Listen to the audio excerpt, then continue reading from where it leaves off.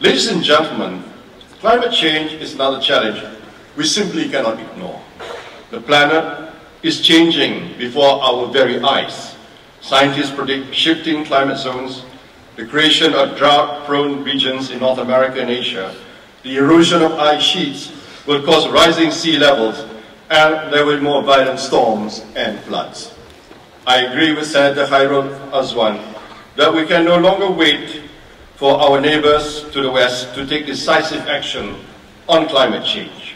While some debate the truth or falsity of these dangers, we in this part of the world are already dealing with the consequences. So while we are committed to the goals of the UN Framework Convention on Climate Change, we in Malaysia will also take the lead in ensuring the safety of our future generations. Under the 9th plan, we had already begun working on producing energy from non-fossil fuel sources, and as back as 2006, we had put in place a national biofuel policy. Under the 10th Malaysia Plan, from 2011 to 2015 alone, Malaysia spent 51 billion ringgit to enhance resilience against climate change, and that includes addressing flood risks, water security, food security, protecting coastlines, and health. The 11th Malaysia Plan, from 2016 to 2020, saw policies that will further focus on green growth to support sustainability and resilience. The measures include strengthening the enabling environment for green growth, the adoption of sustainable consumption and production practices, conserving natural resources, and building resilience against climate change and natural disasters. Our efforts in this area are seeing results.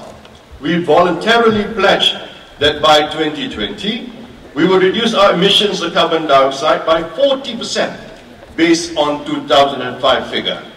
And by 2015, ladies and gentlemen, we had already achieved a reduction of 33%. So you can see that we are very much on course.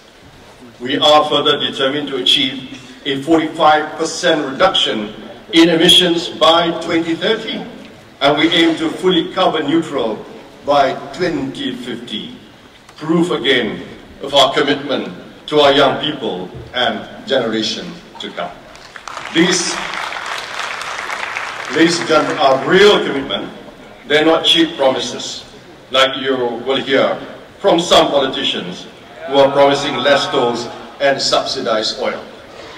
But apart from the fact that they don't know how they would pay for these policies, they would also promote more cars on the road, thereby putting more CO2 in the air and contributing to a carbon footprint that we must reduce, not increase, if our world is to be a safe environment for humanity.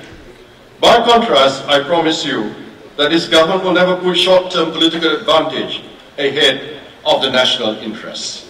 The safety and security of Malaysians in the years to come will always come first.